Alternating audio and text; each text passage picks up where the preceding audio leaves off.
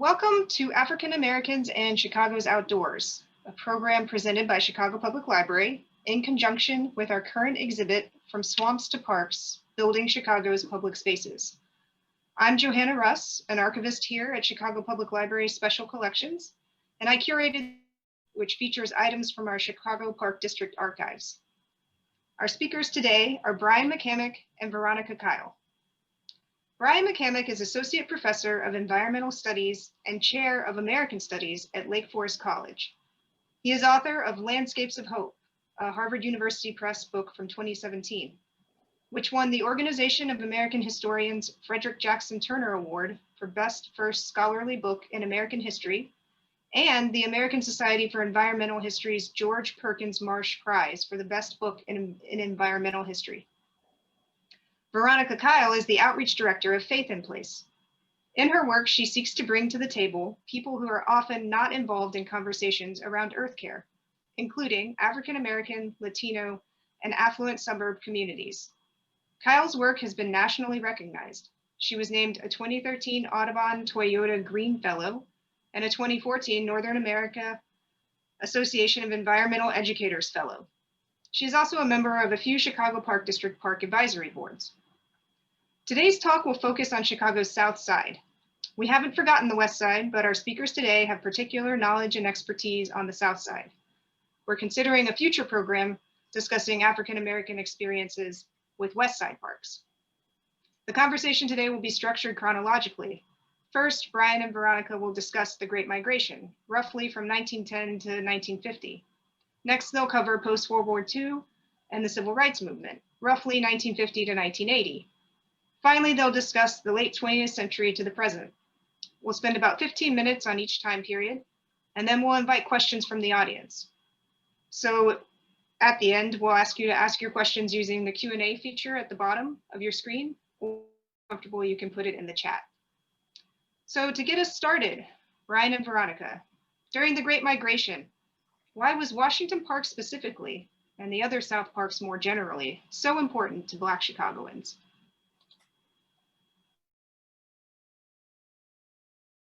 Introduction, and I'm thrilled to be sharing this conversation and in conversation with Veronica Kyle today, who is doing great work with Faith in Place, which I know she'll talk more about a little bit later. But let's start with history and talk just a little bit about how much the African-American Great Migration transformed Chicago. The African-American population of the city in about 1910 was about 40,000, and by 1940 had nearly sextupled to about 250,000. And the share of the African-American population of Chicago jumped from 2% to 8%. So it was a period of pretty profound demographic transition. And to address Joe's question about why Washington Park in particular became so important to many of those migrants as well as longtime Chicago residents, we have to talk about racial segregation. About Washington Park on the south side of the city between 51st and 60th Streets, between what is now MLK Drive and Cottage Grove, just west of the University of Chicago, because a whole host of public policies, restrictive covenants, redlining, following redlining ending in the 1960s, all worked to put African Americans, to shunt African Americans into particular parts of the city, predominantly on the south and west side, and we still see those racial segregation patterns today. So this image that I'm sharing right now is an image from Horace Caton's and Sinclair Drake's 1945 sociological study of African Americans in Chicago called Black Metropolis.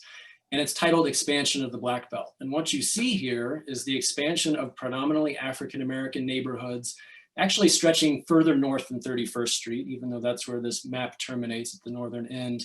You notice the 29th Street beach where the race riot of 1919 began. That may come up in conversation later about the contested lakefront parks. But stretching from 31st Street, African Americans continue to push further and further south and further east, and eventually further and further west. So the expansion of the Black Belt was always further and further south in the city. So that by 1930, African Americans predominantly lived in the neighborhoods just west of Washington Park, the Washington Park neighborhood just north of Washington Park.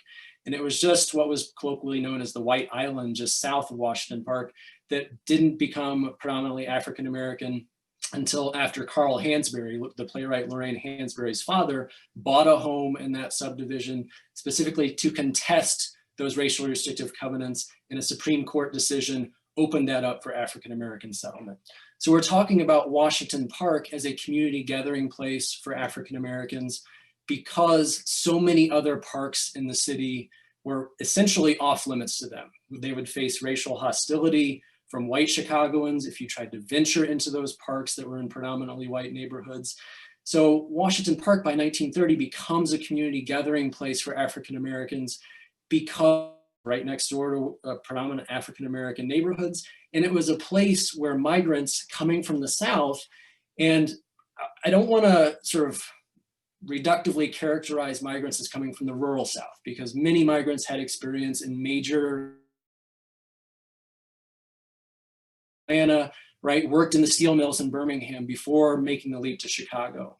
But even with that urban experience, that lived experience of the South would have been much more rural in character, even in an urban setting. It would have allowed them to much more closely connect to nature in the 19-teens, 20s, and 30s. Moving to Chicago, the second largest city in the nation in the 19-teens, 20s, and 30s, would have been a completely alienating and sort of disjointed experience, something profoundly new for most of these Southern migrants. So to be able to connect to more rural, natural type environments was something really special that Washington Park offered in the midst of densely built urban environments. This other image that I'm sharing here is from the late 1930s of two young African-American boys going fishing at a lagoon in Washington Park, right? Fishing, a huge leisure activity in the South for migrants before they migrated. There are limited opportunities for that in a city like Chicago, right? You could go to the lakefront, you could go to these major lagoons in parks like Washington Park, but young and old alike took up those kinds of recreational activities in Chicago, and they did it in places like Washington Park because of discriminatory policies that made them seek out recreation and fight for the right to recreation in these parks. And I don't want to make it seem like Washington Park was a community gathering space from the beginnings of the Great Migration. In fact, it was racially contested space in the 19-teens and 1920s, right? The kinds of white ethnic gangs that actively lynched African Americans in the race riot of 1919 made that contested space and actively tried to prevent African Americans from accessing Washington Park. But African Americans refused to let that deter them. And that's why by 1930, it becomes a de facto African American community gathering space, right? If you look at the lead up to the riot in 1919, which the match to the tinderbox was at 29th Street Beach, much further north than Washington Park. That doesn't mean that there was not racial animosity and racial tensions elsewhere in the Chicago parks. It was all over the city on the South Side. In Washington Park, there were signs that were posted in the summer of 1919 before the race riot happened saying, "We will get you on July 4th," right? These are signs that racist white Chicagoans posted to stake out their turf, saying that this is not African-American space, this is white space, and you are risking your health and welfare if you try to access it. So that story doesn't change until really the 1930s. I've gone on a little bit long here. Veronica, can you speak to the importance of these spaces and migration in particular? Yes, thanks, Brian, and thanks Chicago Park District and Joe, Chloe, all of you for putting this on. You know, in light of what we have just experienced in this country, I'm sitting here listening to this as a child of the South. My family migrated in '61. And to your point, Brian, from Anniston, Alabama, where those freedom riders got their butts kicked and their bus burned, we had a pit stop in Atlanta. Exactly to your point, my parents began to live in the urban city. My dad was a surgical orderly coming out of the Army at Grady Hospital. I went to Grady Elementary School for kindergarten to second grade. And then we made our way north to Chicago.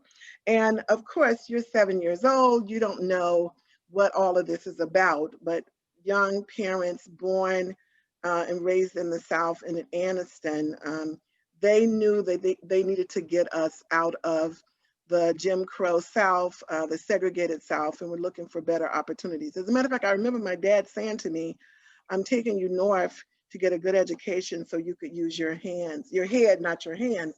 And that whole, was symbolic of, the labor, the hard labor that my family had come out of, that tradition of living in the South. So the park, I remember the pit stop, once we got to Chicago, which is very common with any immigrant family, there's usually a host family waiting on you. And in this case, it was my maternal grandfather and his new wife, my step grandmother, who was, we called my dear affectionately.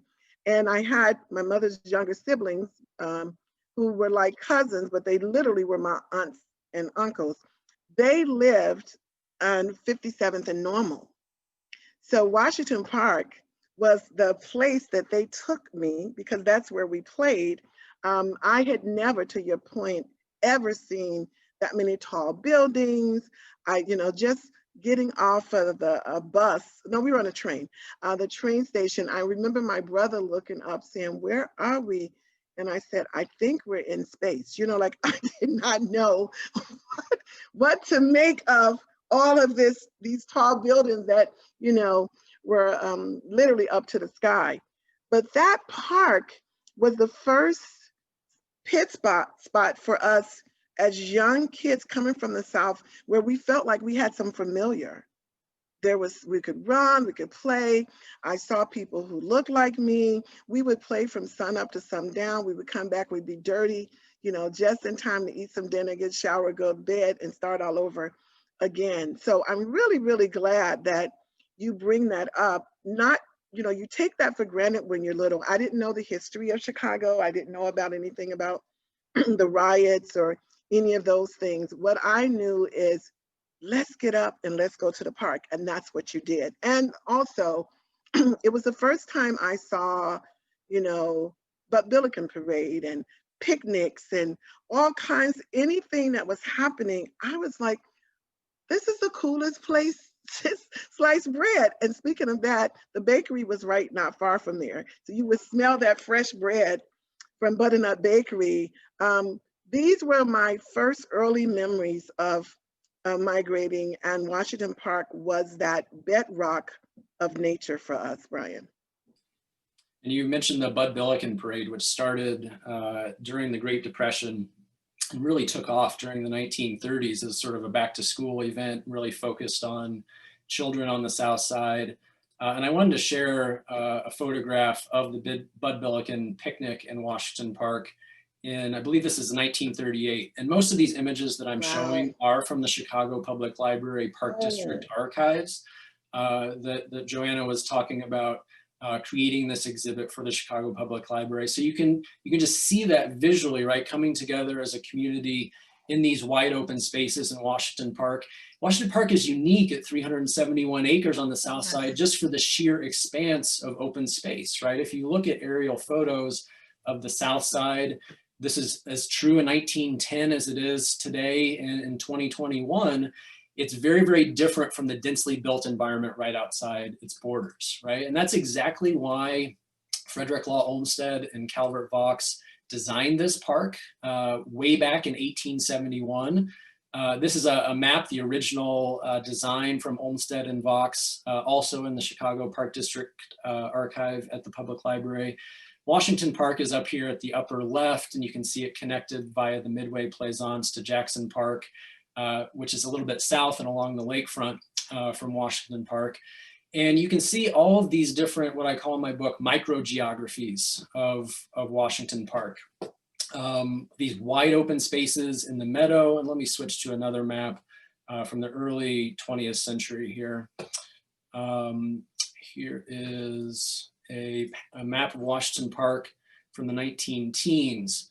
And it's turned on its side here. So the north is actually to the left of frame here. So this expansive meadow, which is where the Bud Billiken picnic really takes advantage of all that wide open space, is countered by the lagoon here on the south end, where the fishing went on. Ice skating in the winter was a huge draw through the 1930s, 40s, and 50s.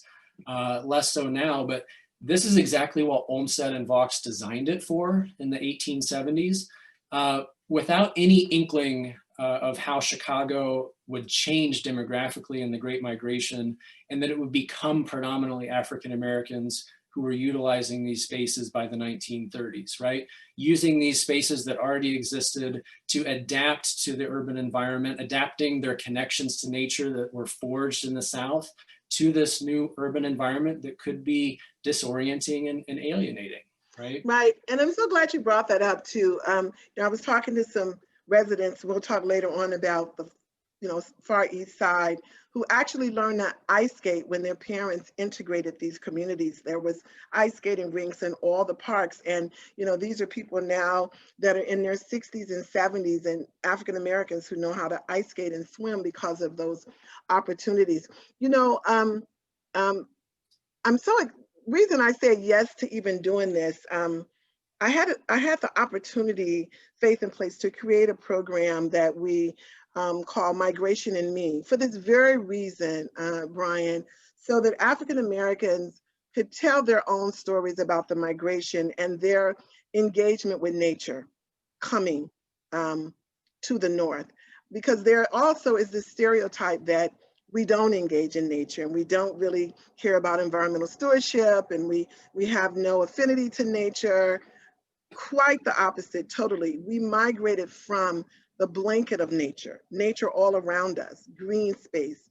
I played in the red dirt, Alabama. So coming to Chicago and having a place like Washington Park, that space also became the town hall without walls, right? It was where you built community. It was where you learn where to go get your hair done, where do you shop, where's the best butcher, where's the, and a lot of times it was a breath of fresh air, literally, because people were forced in the tenements, living in very poor conditions. A lot of people piled up in apartments and rooms together. So these outlets were also healthy for our minds, body, and our spirits.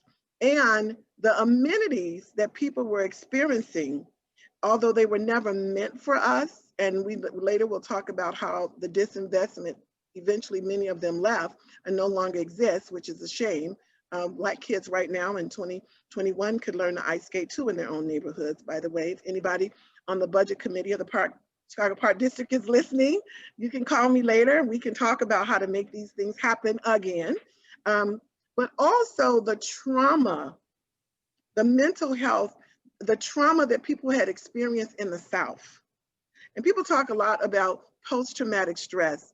Sadly enough, 2021, African Americans are still in current traumatic stress. There is no post. And with what's going on in the country right now, this conversation is so relevant because sadly enough, in some ways, it's still needed. We're still with this, kind of invisible noose on the neck of migrants who are now fourth and fifth and sixth generation. And we're still struggling from some of the same things that they ran away from. We just kind of met them here, and initially not in a subtle way. I think my family I'm shocked when I hear about my grandfather having to fight, to go to the park and fight at the steel mill, and, not being able to eat his lunch in certain areas. So, just thank you for sharing that. And that's why the Migration and Me program is so important. We have to tell our own stories. And I'm glad you're, a storyteller, Brian. I'm appreciating it. I'm glad we're at the table to share these stories, perspectives. And I was listening to a lot of them this week leading up to this conversation. Thank you both for the introduction to the Great Migration. We're going to move forward in time just a little bit and hit on the post-World War II civil rights era. And I'm hoping you can both talk a little bit about how the parks channeled and reflected Black activism in the civil rights era. Veronica, would you like to lead off with this one? Talk a little bit about Rainbow Beach. Yeah, couple of things come to my mind.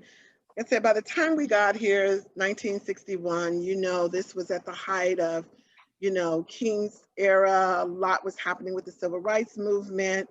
The parks, again, became those places where we gathered. I remember being very young, coming to parks on the southeast side and actually being an observer of meetings with the Black Panthers and other advocates who would meet to strategize about issues around racial equality and rights and how they were going to do things. A lot of support to young kids, you know, the breakfast programs that they were bringing in the church. But the parks became this kind of place, again, where you saw this outlet of the frustration around racial tension.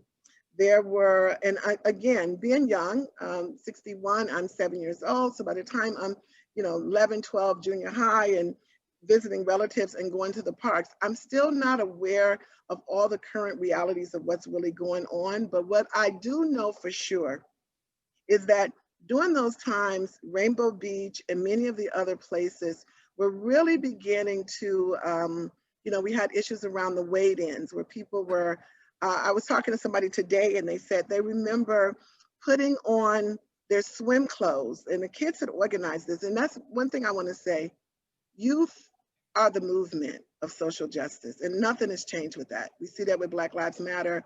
We see that, we saw it then, we saw it now. I lived in South Africa.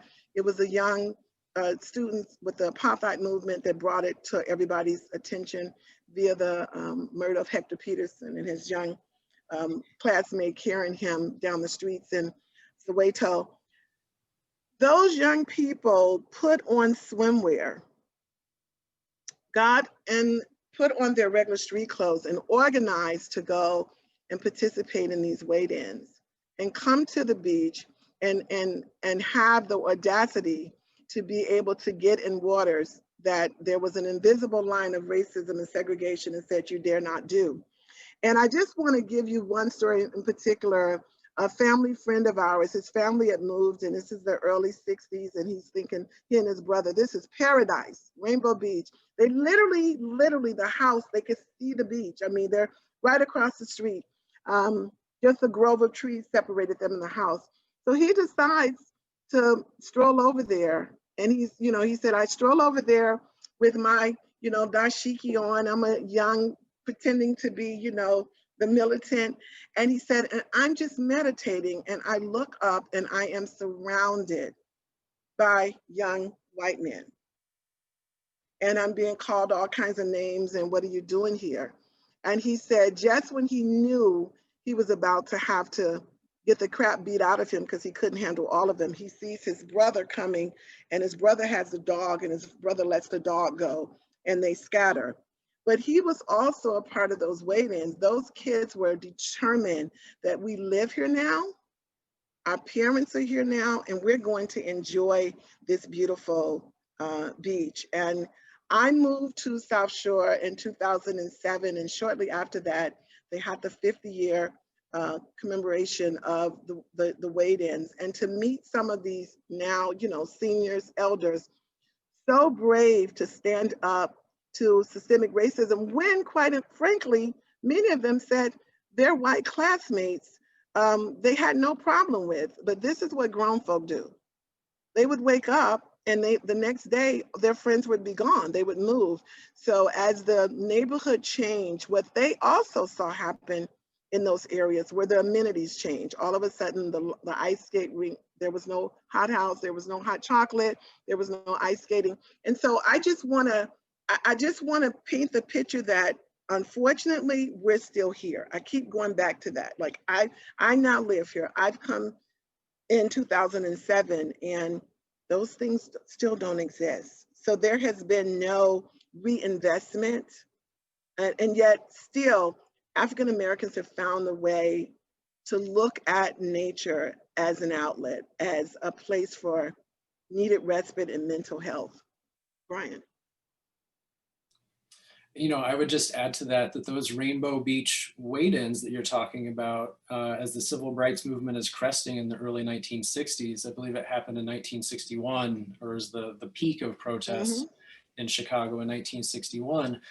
That's just the latest chapter in generations at this point of African Americans, Black Chicagoans, contesting these invisible lines dividing the races, especially along the lakefront. The lakefront is not unique necessarily in terms of park district space that is racially contested, but I would say that the stakes, the tensions were heightened along the lakefront. Yes. For a variety of reasons, not the least of which is the desirability of the lakefront, especially in the hot summers before air conditioning became prevalent, as well as a long history of white racist thought, being against any sort of bathing in the same waters across the races. And that racial front just moves south along the lakefront over the course of the 20th century. The map that I shared earlier from Drake and Caton's Black Metropolis, published in 1945, doesn't even have Rainbow Beach on it. It's off the map to the south and east, because those were white neighborhoods at this point in 1945. But if you look at the top of the map at 29th Street Beach, the riot started because of exactly that kind of racial contestation of the lakefront, right? Eugene Williams, a 19-year-old boy, drifts too far south into what was ostensibly, white territory. He is essentially murdered, and then a riot is touched off when a Chicago police officer refuses to arrest the man who threw the rock that killed him, right? Well, that racial front of contesting the lakefront in Chicago's parks just moves further south over the course of the 1930s, so that by 1930, 29th Street Beach, which was so hotly contested in the 19-teens at the very beginning of the Great Migration, that by 1930 is a de facto African-American beach. But the racial conflict just moved south to Jackson Park Beach, also sort of off this map to the south and east.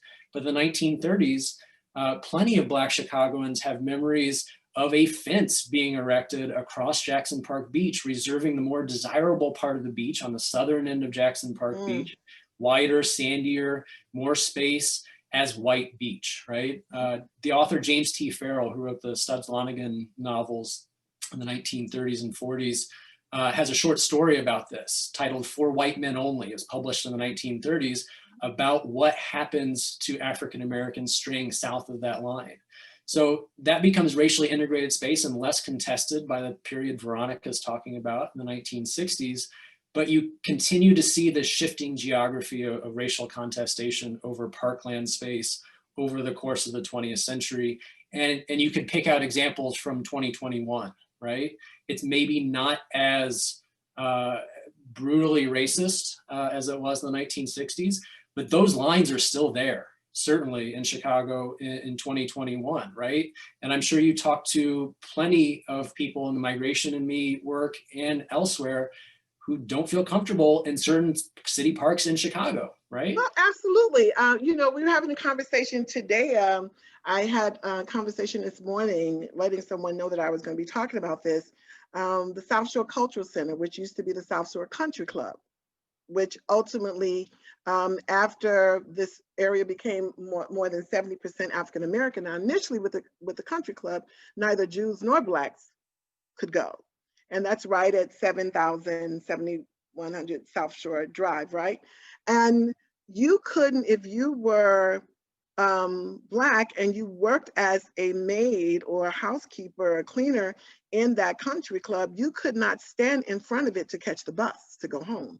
You'd have to cross the street, wait on the bus, flag the bus, hope you don't, run down to go back and catch it. You couldn't even stand there after you've cleaned the place. Now, fast forward, once the community, to your point, becomes predominantly African American, now the owners of the club decide they want to sell it and auction off all of its beauty. Now, this was the gem of the places in South Shore. And to your point, let's be clear, this is not just about a lakefront. Some of the most beautiful architecture in the city is in South Shore, right? And this was never meant to be a place ever, to your point, where African Americans would dare, other than clean, step foot in. So here, the owners would rather tear it down, sell off all of the prized possessions than to keep it standing. And that's when the fight for the South Shore Cultural Center happened. It wasn't always called the Cultural Center. There's an article, and I was just looking, I had this up, Brian, an article that was written by a Jason Schumer, A Palace for the People. And this was published February of 2019. And he talks about that whole journey, and Harold Lucas and some of the other ones, Renard Hall and, Mr. Dixon and Carol Adams and all these people that literally, had to chain themselves almost to the columns to keep it and fight for it. I think the Park District bought it for about $10 million.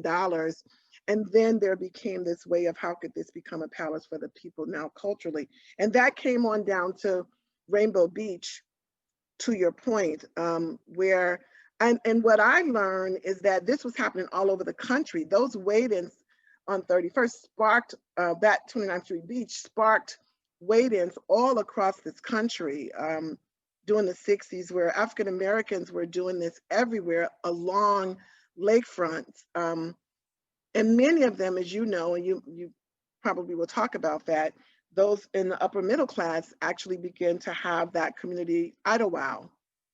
That became I call it the Midwest Martha's Vineyard, the inkwell for African Americans that were leaving Chicago, that were, upper middle class, had their own space. Now that's like places like Union Pier and St. Joseph's and other places, but that was another place where people had to create their own safe space to recreate. If I could pick up on this idea you referenced about the way the Park District invests in some spaces and not others, and you see this pattern of disinvestment in what become predominantly African-American parks. I mean, you can trace that in some place like Washington Park, right, which does become this huge community institution for African-Americans by the 1930s. The kinds of equipment that you saw in Washington Park, like this image from the Chicago Park District archives at the Chicago Public Library that I'm showing, is a very modest playground, right? A set of slides in the 1950s. That was pretty typical for what kids were able to access at some place like Washington Park until 1970, and something called Bynum Adventure Playland was constructed by the Park District, which this is also an image from the Chicago Park District archives at the Public Library.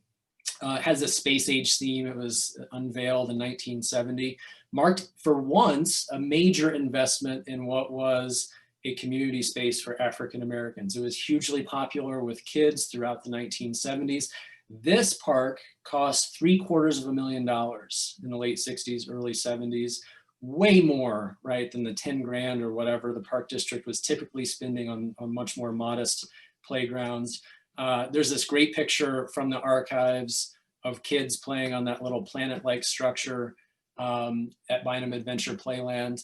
But to speak to this disinvestment in African-American communities, Bynum Adventure Playland was gone by 1990, right? Now, obviously the kind of equipment that was constructed there was a little outmoded by 1990, but the disinvestment of the Park District after that initial upfront investment, which is actually a boon to the community, actually ends up harming the community, right? That there is no follow-up, there is no maintenance. It's a crumbling structure, Bynum Adventure Playland by 1990, and it's taken down entirely and not replaced by anything that meets the community's needs, right? It's just not replaced. Right. Listen, I had someone tell me that they woke up one day, they went to bed one day in South Shore, and it was a few white neighbors left on their block, and they woke up the next morning and the whole darn house was gone, Brian. In other words, thus we think about where are the vacant lots, where did all this come from, and nothing else to date, I understand, has ever been put in that space, right? That became a vacant lot. Well, what happens in a vacant lot? People blow trash, whatever. Said their family tried to, pick it up. At that point, they didn't know what to do. Can you get it? I can't buy it. All of a sudden, you see disinvestment, but you forget that it all comes from systemic racism. There's a reason that certain communities look the way they do. There's a reason that certain park benches are broken and, they haven't been, the chessboards or anything hasn't been redone or anything put in. forever. I came back from living overseas. I lived in Jamaica for 7 years and South Africa for 4. And I remember coming back and somebody said, oh, you know, summer, you know, I came in the winter, so by the summer they said, oh, let's go up to North Street Beach, you know. And I'm like, oh, sure, I haven't been that way in ever. It looked like a private resort that I had just left from Jamaica, you know, cabanas and you know, everything. And I'm like, wait, is this park? Is this what? You know, is this the same waterfront? Is this the same? And so it's such a stark reality that you know, the darker the melon, the less of the investment. The interesting thing about that, where people need it the most, we have it the least. The level of mental issues around stress, being able to just be sane in the midst of what's happening in this country and its community, and particularly in some communities. I mean, this is where you need a commission to be sitting on the park district and putting mental health experts as well as architects and, you know, psychologists and playground, you know, designers. What do we need to bring back? The other thing I want to say about Washington Park and some of the parks, Washington Park, Jackson Park, Rosenblum, they also had these incredible programs that built around workforce development. You had woodworking and shop and leatherworks, and you could sew. I mean, it was more than basketball. You know, there were clearly skills that you can hone in. You could go there, and these were things that weren't going to be in your home. You relied on that equipment, and I suspect, because I've seen some, I'm not going to call out the parks, in the basement collecting dust, right? We're at a point right now where unemployment is at an all-time high, and how we invest in our youth, everybody's scratching their head. And yet, here are most of our parks on the waterfront now in these communities. Participant levels are so low. The marketing doesn't exist. If you don't know what's down there, if you don't know anybody in that door, you don't know what's being offered. So I really think this conversation, we have a chance, Park District officials, if you're listening, illustrious Mayor Lightfoot, I love her. I was on the Environmental Transition Committee for the first 100 days. This is an opportunity to really invest. When we talk about reparations, for African Americans, somebody said we also need institutional reparations. We need to reinvest, and in some ways, invest for the first time. Because to be honest, Brian, to your point, many of the parks that were, once they became us, never were again. So there was never the investment. It just slowly just, you know, denigrated. So I just wanted to put that out there. I think it's really important that we have this conversation about what was, but how do we go? How do we move forward to what we need to do now? Yeah, Veronica, thank you. I think you set us up perfectly to move into the final third, kind of the 1980s to the present. And how can the history we've talked about help us understand the way communities of color engage with parks today? Brian, I'll let you start. I mean, I'll start with just a little bit of historical context and the kinds of inequities that we've been talking about that are longstanding, dating to the very beginning of the Great Migration, when the city's African-American population really started growing, to the present day. These were addressed by, or you know, public officials tried to address them at many points in Chicago's history. And I think in 2021, we are still dealing with the legacy of those failures, right?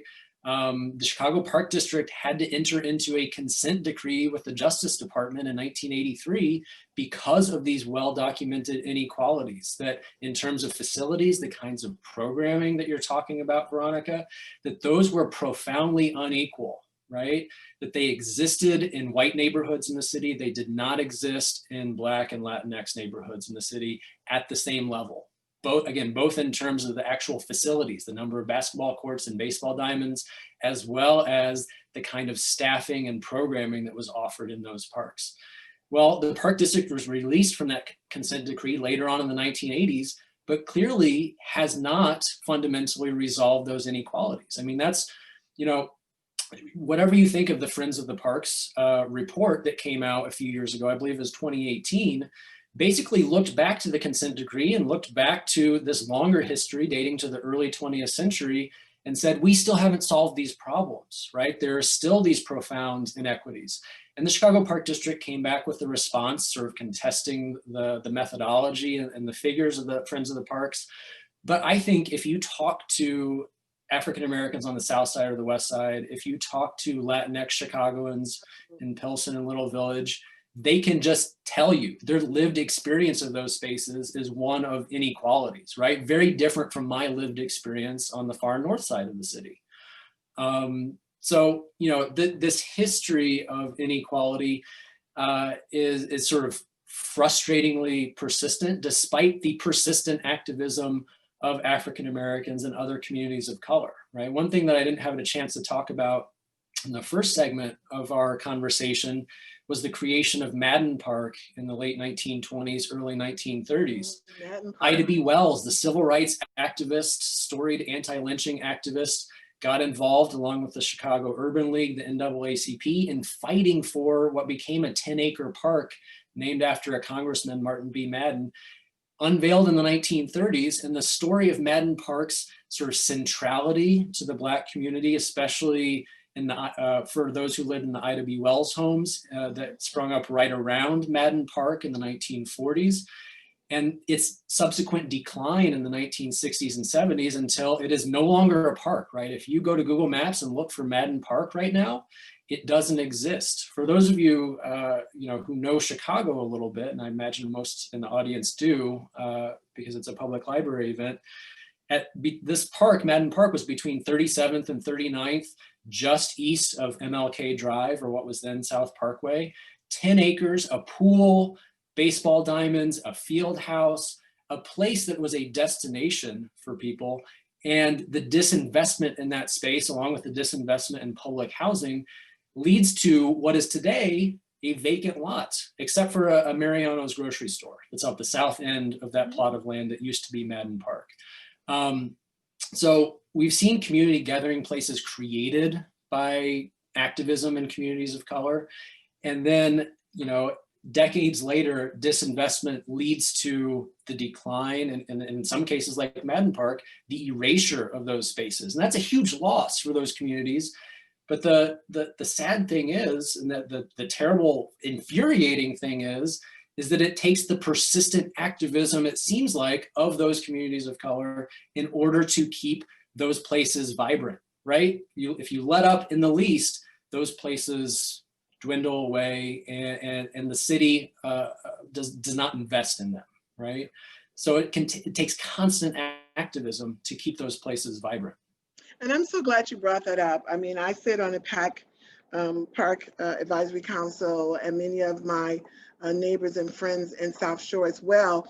And to your point, it takes a lot of activism. I see somebody's hand is raised. I think I see a hand up. Question. I will answer it after this, or you can open this up, Joe, for the question. Very often, the level of creativity that we see come into the parks right now comes for many of the former activists or still existing activists.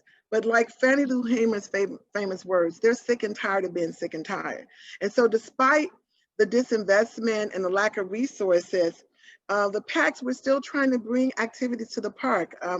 Faith in Place collaborated with the South Shore Culture Center and brought a Monarch Fest on the South Side. Before that, we had it at Garfield Park on the West Side. The whole idea, in my mind, is to bring things to the park that we know should exist anyhow, right? I'm at the Rainbow Beach Advisory PAC Council, and we brought the Kike Fest, which is always at North Beach and up north, to the South Side, and it was so amazingly received. People were so happy, and we're so sad COVID came and we weren't able to do it again. And the owners of the Kike Fest, the people that brought the kikes, were like, oh my God, this beach is so beautiful. It's one of the cleanest we've ever done a Kike Fest at. This is awesome. I didn't know this was down here. I didn't know anything looked like this past the Museum of Science and Industry. So there's still that invisible line, Brian, of Nothing good must be past Hyde Park, right? Nothing, there's nothing good there. So, and then the sad part about the things that we're talking about that used to be, you don't miss what you've never had. So we have young activists, great young activists. They don't even know to advocate for the skating rink, because as long as they've been born, these things had already gone. They don't know to advocate for the park that you talked about, that was in Washington Park, because from the time they got here, it never existed. And that's what systemic racism also does. It kind of numbs you. It can cause you to narrow your vision and your expectations. And it's important, those of us who are still activists in the community, to keep telling the story. That's why Migration and Me is so important. Stories like this and programs like this, what we're doing today, still important. So that people can say, you know what, we did have those things and we need them again. And to not tire and give up. I think, quite frankly, under the new administration, I know our new mayor did a tour of the lakefront and the parks, and she herself made comments that there was disparity in our communities, and she wanted to see that change. It's up to us to keep the iron in the fire to make sure that those things happen, for sure. That seems like a good place to maybe start taking some questions. And there are a few in the question and answer section. I'll read some out. I think this might have been answered. Was the island active during the time when the picnic was first started? That's Bynum Island in Washington Park, I believe, active the picnic for Bud Billiken. And I think we kind of answered that they were not contemporaneous. Is that accurate? Well, I mean, yes and no. So the Bud Billiken Parade and Picnic starts in 1930 and still goes on today, right? I mean, it's a long storied tradition. So it certainly was going on in the 1970s and 80s when Bynum Adventure Playland was built. And I just want to show you an aerial view of Washington Park. This actually is not from the Chicago Park District archives at the public library, but it gives you a good sense of how large Washington Park is. This is just the southern half of the park. You have Garfield Boulevard sort of bisecting the park at the north end of frame here. The lagoon that Olmsted designed here, and Bynum Adventure Playland was on this area here in the 1970s, sort of in the middle, surrounded by the lagoon. So does not exist anymore, but certainly was concurrent with Bud Billiken Parade and Picnic for 2 decades, from the 70s through the 80s. And I would just add that if you go there now, not only is the playground not there, but you can't even get onto that island. There are fences on both ends, which is disappointing. Okay, another question. Thank you for this wonderful talk. I recently listened to an interview with Robin D.G. Kelly. He described parks in New York City as spaces developed for socialization that were never meant to be radical, but became a commons for life-affirming activities for African Americans. Do you think Washington Park played a similar role, and would you describe it as a radical space? Do you want to start on that one, Veronica? You know, I will say, as a result of systemic racism, any space that people can get into, first of all, let me just say this. Respite for African Americans of any kind is a form of resistance, a radical form of resistance. So even recreation itself is radical, because we were actually kidnapped and brought over here so that we could work. So there, when I think of Washington Park and any gathering space for people of color, Black and brown, that in itself is a radical movement and presence, just to be in that space and not be working and earning somebody else, doing somebody else's vision. I also feel that our open spaces, our parks, opportunities to gather, whether it's a church basement or a park or anywhere that community members feel they need to come to talk about certain issues and what's going on, or to bring about systemic change, is important. My concern right now when it comes to our parks is are they safe for us to gather? When we see a certain um, group of people gather who look a certain way, that we make decisions and we come to conclusions that they might be up to no good. Things might not be, what is this all about? And I just feel like part of what we need to really talk about with these spaces, not only should they be radical spaces, are they welcoming spaces? Do people feel welcome? I think the new word after what we just went through for 4 years is, where are people welcome? I think that's great, Veronica. I just want to point to a couple moments in history where Washington Park, and these are certainly not exhaustive in terms of how Washington Park was a conduit for radical activism in Black Chicago. But in the 1930s, it was a hotbed of communist activism and soapbox orators and so forth, organizing people, fighting against evictions in particular, when evictions, and this is perhaps all the more sadly potent in the time of COVID, right? Where thankfully there is a moratorium on evictions, or there has been at least. But evictions were rampant in the 1930s and the Depression. African Americans on the South Side unable to pay rent. Communists, other political radicals were organizing in Washington Park. They would hear about an eviction and immediately mobilize and go to that place where the eviction was happening and forcibly put people's belongings back in their apartments. Now, without the space of Washington Park, which was open, allowing for the congregation of hundreds of people very, very easily and very, very quickly, I don't know that that kind of sort of political activism would have been as possible, right, in a different place, right? The park has a unique sort of function there. So there's a long storied history of that in the 1930s of radical organizing in Washington Park that dates prior to that, prior to it becoming a predominantly African-American space. Soapbox orators and political radicals frequented Washington Park. And I also want to point to the 1960s and 1970s. At the moment when we're talking about the Rainbow Beach wade-ins along the lakefront, Washington Park was also a hotbed of activism against inequality in Chicago public schools, obviously still a hot button issue in the city today. But in the era of Willis wagons and segregation in schools in the 1960s, marches were led around the South Side, culminating in Washington Park, right? So it's not just a community place for people to come together and celebrate, like at the Bud Billiken picnic. It's also a place for the African-American community and others to mobilize, right, to organize. Jesse Jackson's Operation Breadbasket in the late 60s, early 70s, briefly fought for renaming Washington Park Malcolm X Park, which sort of signifies the political radicalism in that era, at least, that was associated with Washington Park, and that it was a Black space, right? So, that sort of history, which Chicago has experienced in the 21st century with Douglas Park on the west side being renamed Frederick Douglass Park, right? Instead of after Stephen Douglas, that kind of impulse to and fight to rename places that have become de facto Black spaces, whether for recreation or political organizing, that dates back to the 60s and 70s and even before.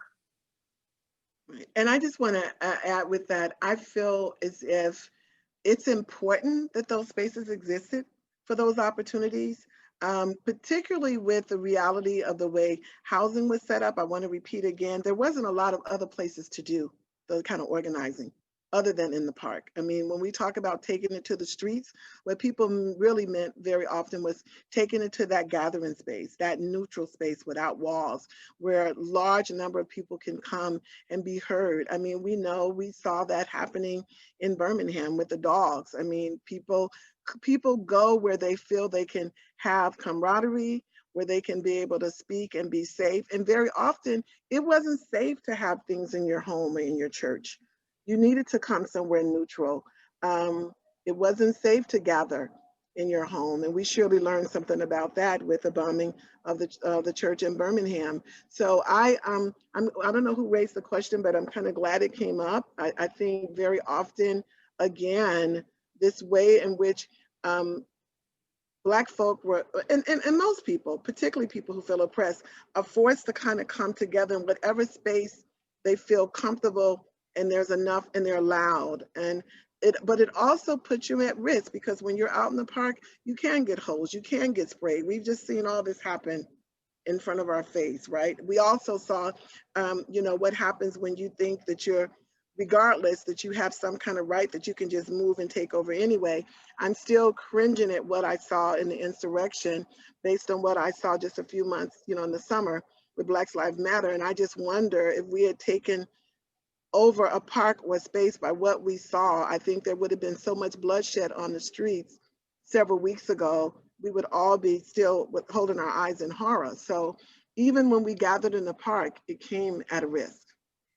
And I just want to piggyback on that really briefly, Veronica. I think, I would be remiss if during the week of the Martin Luther King Jr. holiday, if we didn't name check the Chicago Freedom Movement and Martin Luther King and loads of local activists who had been working on these kinds of housing inequality and education inequality issues before Martin Luther King even came to town in 1966.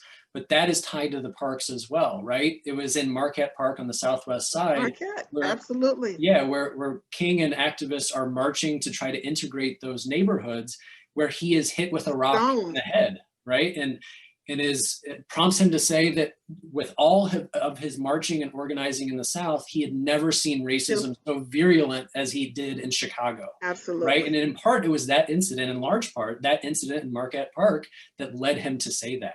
Mm-hmm. Okay, I think we might have time for one more question here. Says, I love this idea of resurrecting skills that can help us repair and extend the life of the things we own. How can we generate support for these kinds of programs, and how can we put an emphasis on supporting the implementation of these programs in communities on South and West sides? Not quite sure, who's asking the question, but what I will say is, reach out to people on the ground with boots on the ground in these communities. Reach out to Block Club leaders, reach out to the Alderman's office if you have the resources and connection.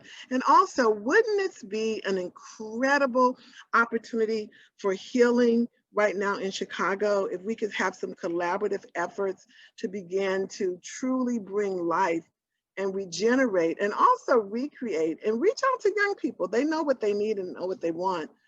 Faith in Place did some conversation circles with young people on the West Side, Brian, a year before COVID. And without question, from the 7-year-old to the 17, they told us exactly what they needed. And many of them said, we don't just need a basketball net.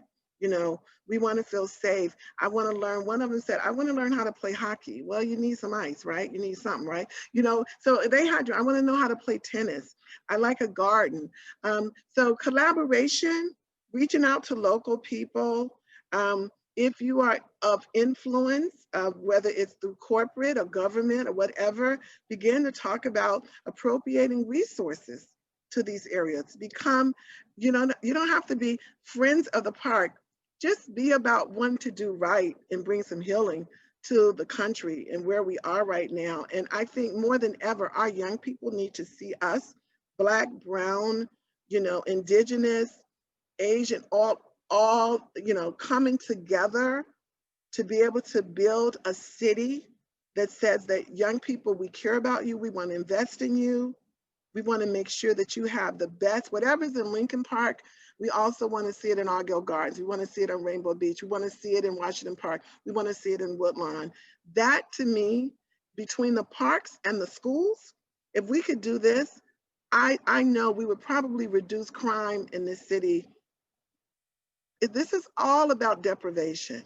This is all about lack. And what we want to do, when I have a 7-year-old tell me, little boy, that I met when I came back in 2006, he said to me, I met him in 2009, and I said, what do you want to be when you grow up? And he said, alive. I said, no. What do you want to be? Like astronaut? He said, alive, miss. And I look confused with my naive self because I've been a dreamer all my life. And one of the little boys came to me and said, every young man in his family is dead, miss, and they all were dead by the time they were 25. So for him, It's to say he wants to be alive. We should be ashamed of ourselves in this country. You know, when a 7-year-old can't dream.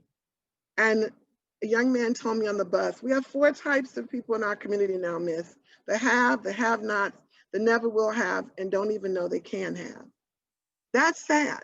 That's what systemic racism does. When you can't dream, Brian, you don't hope. You can't hope, you can't dream, you're not gonna try. And so if we can invest in our parks and in our schools, I think we can do a lot to bring about some of the healing and reduce some of the trauma that we're all suffering from in the city. These carjackings and everything, this is trauma, right? We're all now, people are scared as hell, but you can bet there's been some disinvestment. Wherever those young men are who are doing this is about disinvestment, for sure. All right, well, I think we're unfortunately at time. I would like to sit and listen to you guys keep talking for forever. This has been fascinating, and I really appreciate the call to action as well.